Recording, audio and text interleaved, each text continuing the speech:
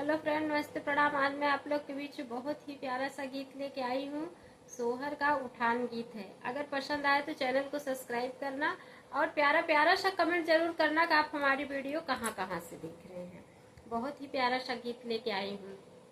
अरे अरे काली जामुनिया तो फरी के लाटकती हूँ, फरी के लाटक जाती हूँ हो पिया जामुनी तोर नहीं नजर भरी देखते हूँ, नजर भरी देखते हूँ हो।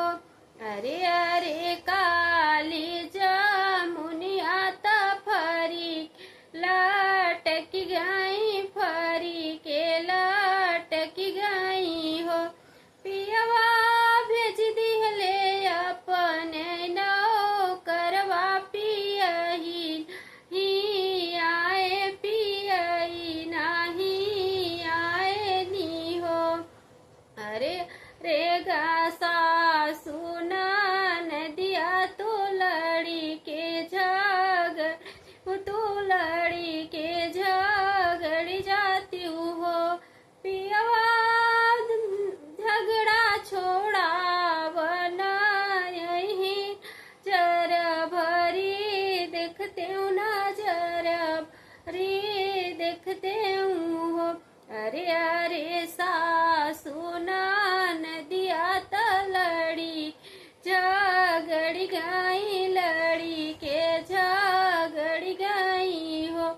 पियवा भेज देहनी अपने को जड़वा पी नहीं आए, पियई नहीं नी हो।